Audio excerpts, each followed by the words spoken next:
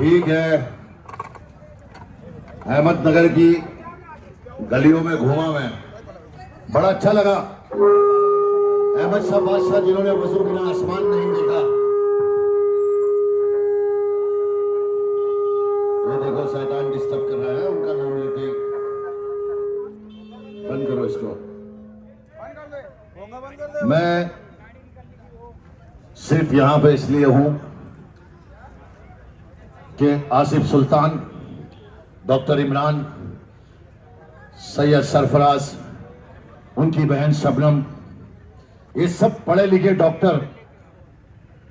मैं चाहता हूं कि इस्लाम की पहली शुरुआत का वर्ड है इकरा।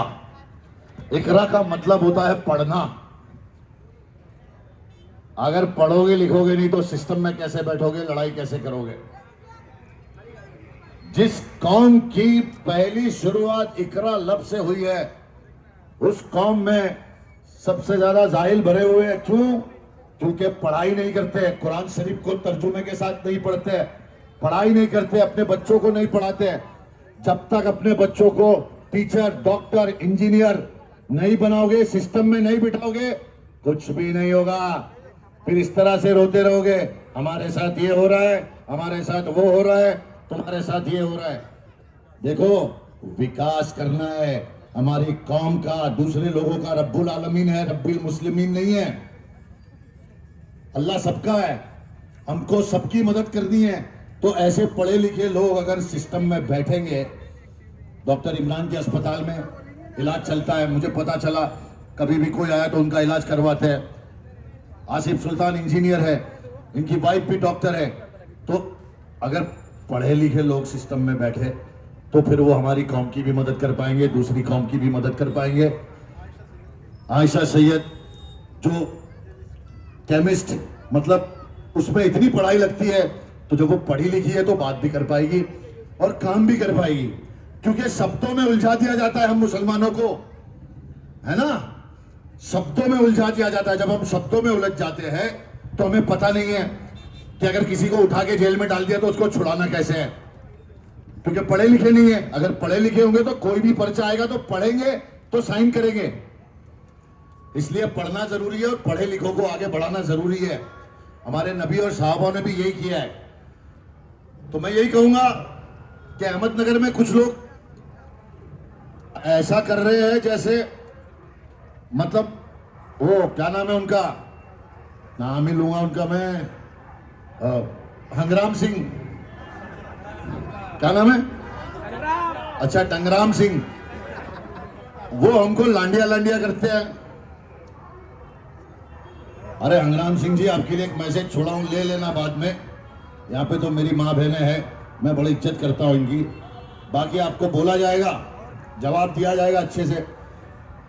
हम वो है जिन्होंने हिंदुस्तान के अंदर जो तिरंगा है ना, तिरंगे के अंदर जो चक्र है, वो बनाने वाले भी मुसलमान थे।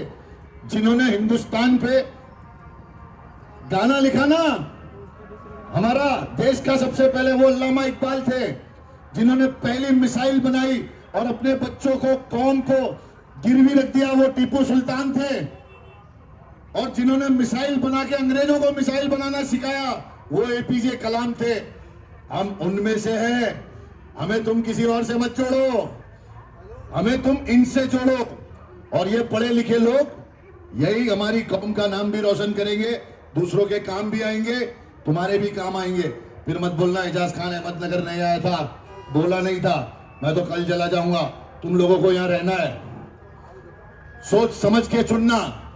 मालूम पड़ा तुम झंडा देख के, अंडा देख के, डंडा देख के अगर वोट दे दोगे ना, तो बाद में फिर बोलना मत। ये रास्ते इस तरह कच्चे ही रहेंगे, घरों में पानी नहीं आएगा, कोरोना के वैक्सीन भी सबसे लेट आएंगे। अभी तो पता नहीं है कौन सी बीमारियां लेके आने वाले। खैर वो भी अल्लाह की तरफ से। अल्लाह ने कहा था जब भी मुसलमान अखलाकी पे नहीं चलेंगे, एक दूसरे की मदद नहीं करेंगे, तब तक उन पे ऐसे बादशाह मुसल्लत कर दूंगा कि वो उनको दबाएंगे, जलाएंगे, जलील करेंगे। उसके बाद वो बड़े के पाए खाएंगे और सो जाएंगे। तो अब सोने का टाइम नहीं है, जागने का टाइम है। जागो, एक दूसरे की मदद करो, इनको वोट दो और इन्हें जिताओ। थैंक यू, थैंक यू, बहुत बहुत शुक्रिया अजय साहब। मैं ये चौक सभा का आखिरी पड़ाव पर आपको कुछ बोलना चाहता हूँ। हम सभी उम्मीदवारों की तरफ से मेरे प्यारे मुकुंद नगर वासियों और हर मुकुंद नगर कर को ये इल्तिजा है कि ये आखिरी इलेक्शन है दोस्तों। इस बार अगर पढ़े लिखों को मायूस किया तो इस अगली बार कोई पढ़े लिखे आगे नहीं आएंगे। मेरी माँ बहनों को और सभी को मेरा ये एक रिक्वेस्ट है कि ये इलेक्शन सिर्फ गड्ढे रास्ते पानी का नहीं है। आते वक्त सभी माँ बहनों ने देखा रहेगा कि रास्तों पे गड्ढे कितने हैं, लेकिन दोस्तों याद रखना अगर विकास चाहते, याद रखना अगर मुसलमानों की नुमाइंदगी चाहते तो इस बार पढ़े लिखों को, अच्छे कैरेक्टर वालों को आप आगे बढ़ाओ। अगर नुमाइंदगी अच्छे लोग करेंगे तो इंशाल्लाह मुकुंद नगर के बारे में जो कुछ समाज माध्यम और जो कुछ लोग बदनामी करते हैं हम वो सब चीजें बदल देंगे इंशाअल्लाह। और जाते जाते बदनाम करने वालों के लिए एक चीज बोल के जा रहा हूं कि अभी सूरज नहीं डूबा, अभी शाम होने दो, मैं खुद ही लौट जाऊंगा, मुझे नाकाम होने दो। और मुझे बदनाम करने का बहाना ढूंढते हो, मैं खुद ही हो जाऊंगा बदनाम, मेरा नाम तो होने दो।